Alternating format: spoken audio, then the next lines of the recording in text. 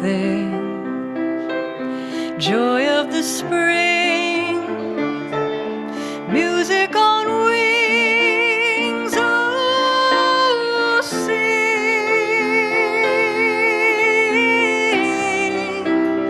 little bird.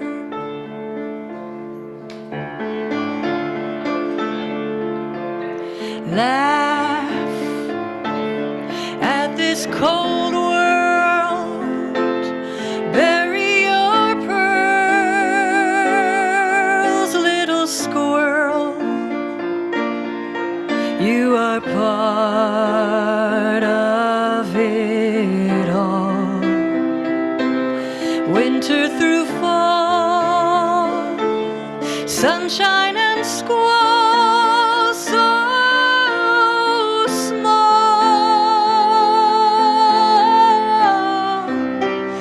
little squirrel. Ease your mind in moonlit dreams till the morning sunlight streams. Dance, rooted and free, reach out and breathe, lovely tree. You are happy right here, year after year, wind in your hair, so fair,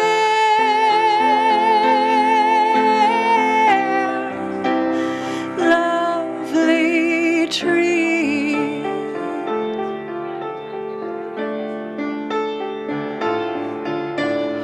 Feel, listen and be, walk out and see you with me.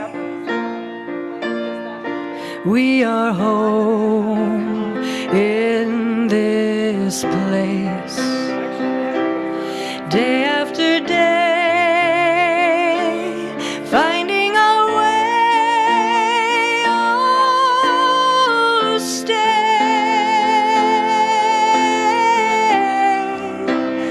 you with me.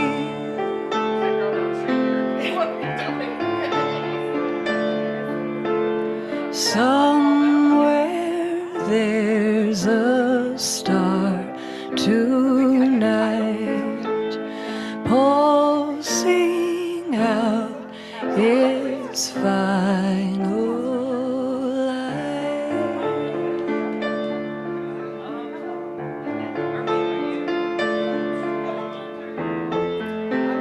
We're standing. We're going to stand.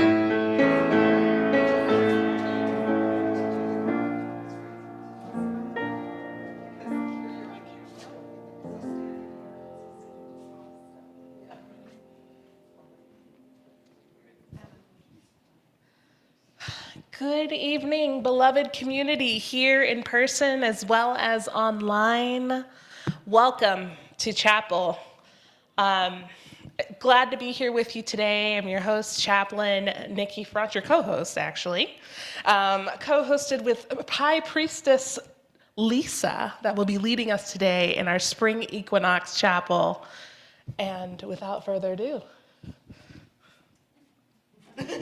Hi, welcome everybody. Thank you for coming. Thank you all Zoomers. I tried really hard to make this Equinox Chapel accessible to the Zoom people. And so you will see on your screen, you have 4 altars, an east altar, a west altar, a south altar, and a north altar, which is all backwards. But we're gonna start by calling those quarters. We're going to go around 3 times, animal, vegetable, and mineral associations with the quarters. And we're going to start with mineral.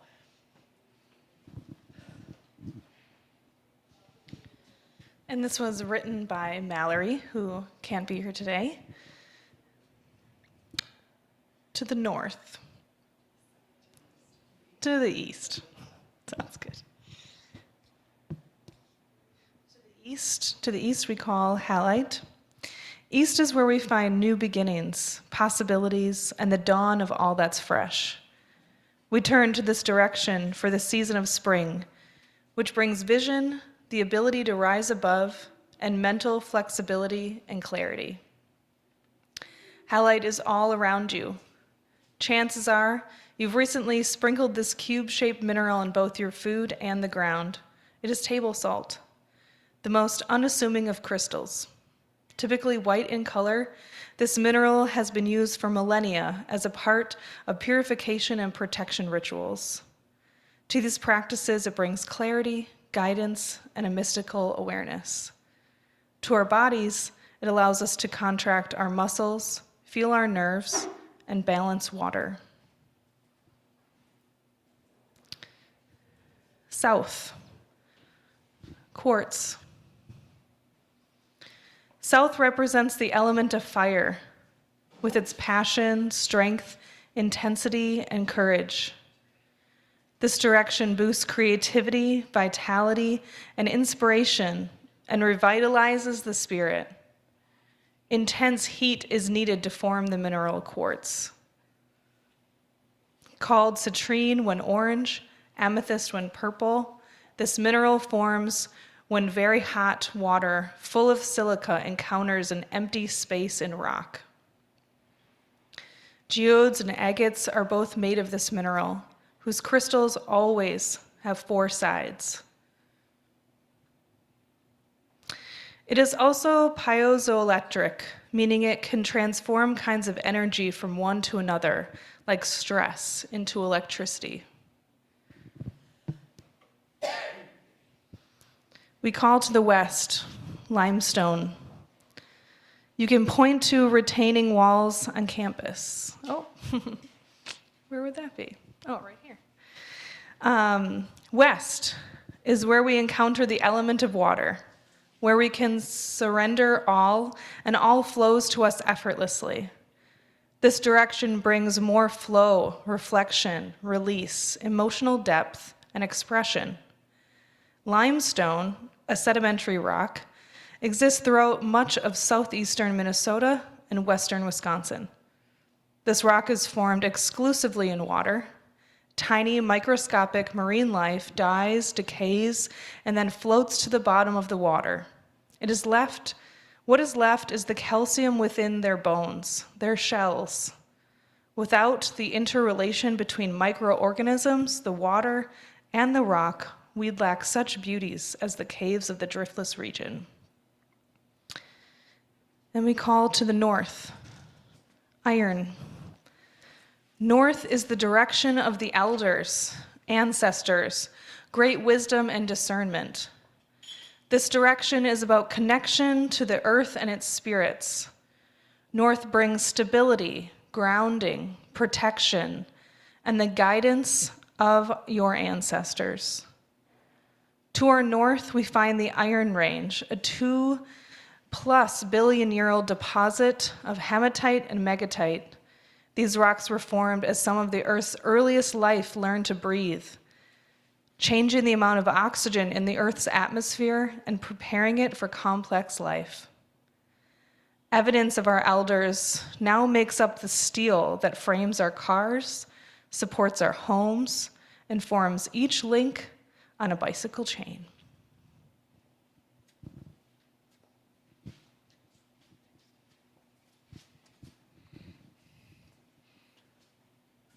All right, now we're doing the vegetal calling of the quarters. So I'll draw your attention again into the east, which is our first direction, first breath, season of new life, and that is our little birch leaf. I made all of the leaves out of felt so that you could see what they might look like, because there are not a lot of leaves out right now. So birch is one of the first primary succession plants, trees to come out, and in a new field or a regenerating forest, it will be one of the shortest lived trees, but also the first to come out. They die quite young, providing homes for more creatures in their decay. So we welcome the whispering rustle and new life of the birch tree in the east. And in the south, we have, representing the strength and passion of our fire element and summer season, the powerful king of the woods, the Lord Oak. There are many different types of oaks, as there are many different types of trees, but the oak holds a sacred place in Celtic mythology as the king of the wood and is also the symbol of the tree of life. So while this, like any of the trees, could hold positions in any of the quarters, its giving of life and passion belongs today in the south. So we welcome the holy oak. And in the west, today, I have placed the maple because west is often the season of fall. So what better leaf than to represent the fall than one that shows such a rainbow of colors in our fall season. Again, this tree could also represent spring and winter when the sap is running, but for the life and excitement and maturing transition into late stages of our life, we have maple representing maturity in the west. And our final vegetal direction in the north is ash, another sacred tree of life. If you are familiar with Norse mythology and Yggdrasil, then the Yggdrasil tree is an ash tree in Norse mythology. So I've placed it in the north as the grounding place and another source of life through our depths of winter. If it wasn't clear, there's no actual one tree for each section, and depending on your tradition, there are trees for everything. So, and it does depend on your tradition, but I get to do the animals. In the east, you'll see feathers, because east is about air, and the birds are, of course, the animal representation of the air, of flight, of beginning. In the south, it's hard to tell, but that pile of stuffed animals are frogs.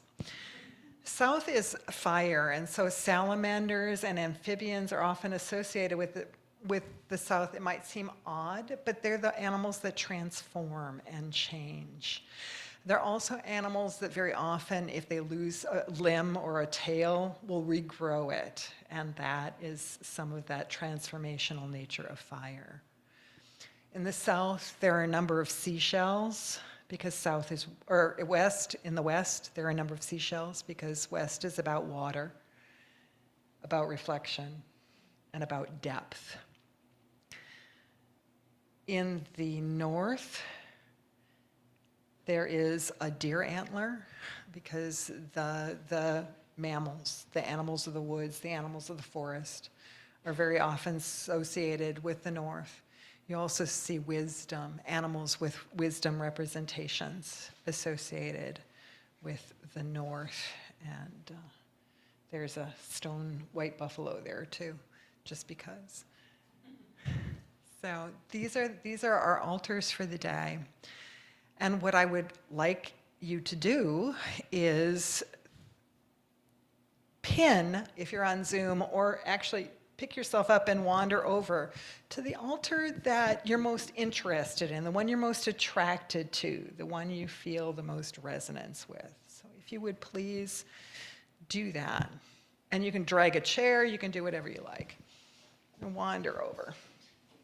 And try not to stand in front of the cameras for the poor Zoomers.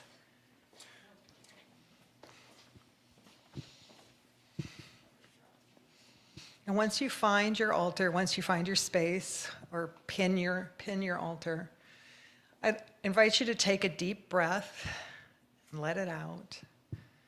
And as you examine all the representations of the direction that are on the altar, I would like you to attend to what drew you here. What is it about this direction? Is it something that you resonate with? Is it something that's like you? Or is it something that you need and you desire, so you were drawn to it to help fill you? What thing on this altar do you notice? How does it make you feel?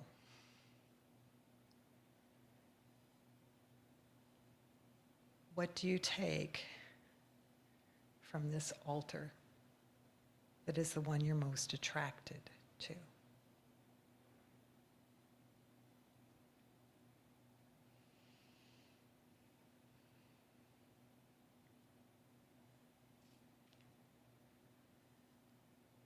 Now, I'm going to invite you to go across the circle to the opposite altar, or to an altar if there was one that you really didn't like, to go to that one.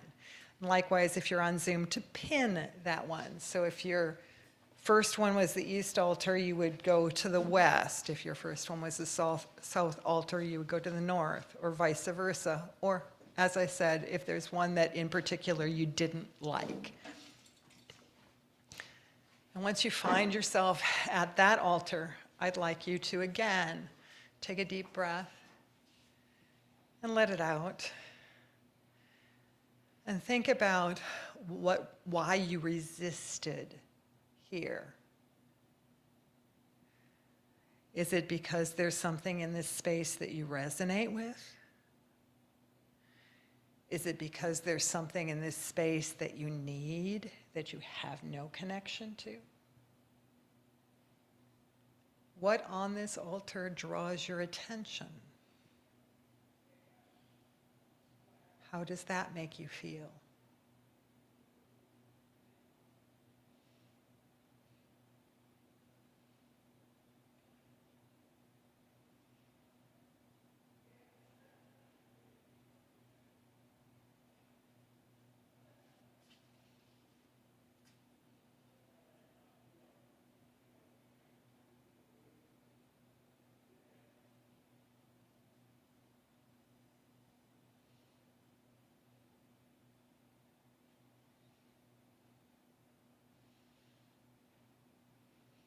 And then I'm going to invite you to return yourself back to the room.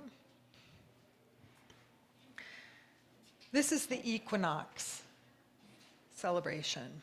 And the equinox is about balance, equal day, equal night. And we very often think of balance in our culture as stillness, as stability. But the reality is balance is about motion, which is why I made you get up and move. Balance is about motion. If you stand on one foot, even if you're stable, you're making small adjustments all the time. And they're small and they're intentional. When you feel out of balance, those adjustments become very big and less intentional. When you hang on to something, you continue to make adjustments, but they become smaller, they become a little more directional, they become a little more intentional. Hopefully, this little meditation of the 4 directions gave you something to hang on to, a little bit of insight as we move towards the equinox and as we all work to find and retain balance in our lives. Now, for those of us who are here, I made hot cross buns, which are traditional for this time of year. And they're a yeast bread, so if you're gluten-free, I have gluten-free, but they're not yeast because I haven't mastered the yeast and gluten-free thing at all. But they've got dried fruit in them, because again, seasonally, the berries haven't necessarily come to fruit yet, but having that last of the dried fruit of the season promises that we are moving into the next season, which also happens at the equinox. Again, traditionally, you would often take a portion of your hot cross bun or take a bun and break it into 4 parts. And when you turn over the soil in your garden, you would plant those pieces to help fertilize the soil and to take the blessings from the ritual into the next phase. In Minnesota, our hot cross buns often go into the freezer and come out 2 months later when we turn over the soil. But I'm sorry, I can't help you all on Zoom with that one. And they are sticky, and they really do have crosses on them, but I am not the plater, decorator person. I can cook, but I can't do that part. So they're mostly just sticky buns. And that is our ritual. If we've got any comments, if somebody wants to talk about their experience, or if you've got any questions about some of the things you saw or why we made the choices that we did about each of the quarters, again, depending on your tradition, depending on the associations, you can make an argument for a lot of things in a lot of places. So.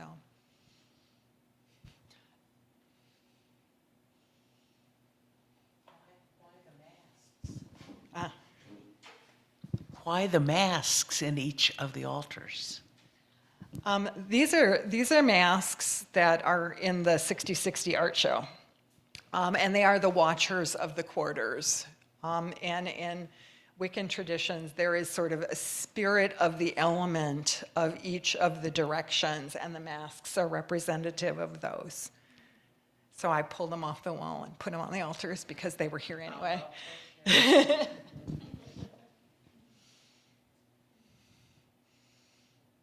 I can't see on Zoom. If you're on Zoom, just say something.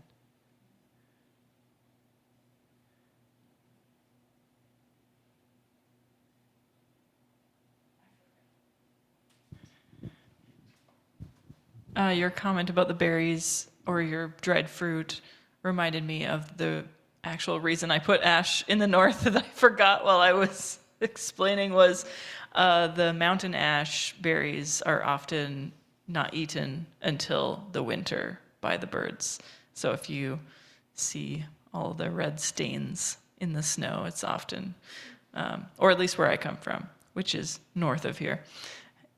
So more thoughts on the north. Either those or the high bush cranberries, right?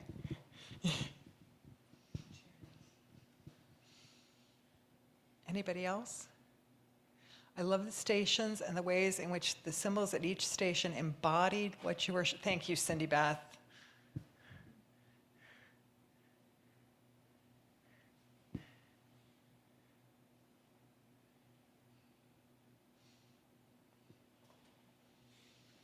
In that case, then I am going to just thank you all for coming and for sharing, and again, invite you to, take treats with you when you head on out. And also thank the quarters, thanking the east and the air and the animals, vegetables, and minerals that are representative of the east. Thanking the south and the fire and the animals, vegetables, and minerals that have been representative for us of the fire. The south and the water, or the west and the water. This is the second time I've done this today. Maybe I need some balance between south and west, yeah? The west and the animals, vegetables, and minerals of the west that have been representative of us today. And we thank the north and the animals, vegetables, and minerals of the north for standing in for us today. Thank you all for coming. Thank you for hosting us today. Thank you so much. High Priestess Lisa. I love it. It's beautiful. Thank you all for being here on Zoom with us today. Please come back next week. We will have Bridget leading us in an abundance chapel. And plants. Here. Oh, there's announcements. Okay. Yes, if you're going to come and join us next week, bring a plant if you're at your own house. Or, you can always bring a plant here too if you want to bring a plant to add. Right, don't torture your plants by taking them outside in this atrocious snowy weather. But if you're at home, we're going to be doing some interactive stuff with plants, and some of our plants will get names. No, that's good. Okay. Thank you. Abundance plants and plant honoring with Bridget and Pam. Thank you. So y'all come back and see us. Have a great week. Take care. All right, Julie.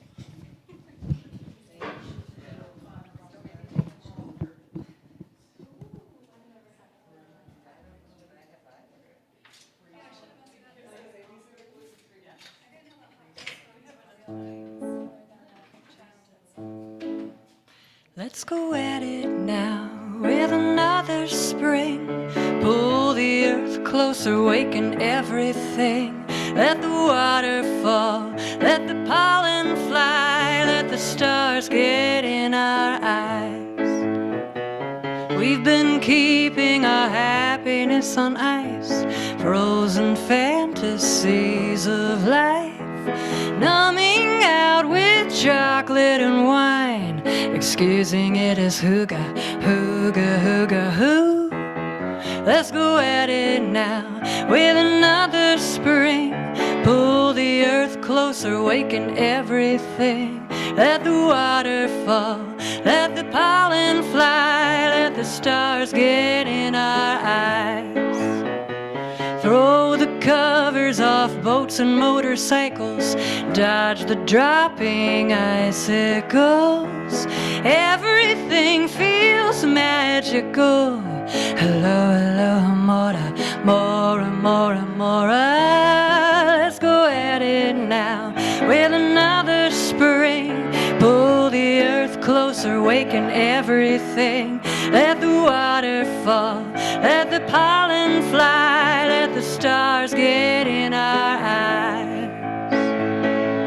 We'll dance ourselves dizzy under the rising moon. We'll sing hallelujah, la la la la la la la la la la. Let's go at it now with another spring. Pull the earth closer, waken everything. Let the water fall, let the pollen fly, let the stars get in our eyes. Let the stars get in our eyes.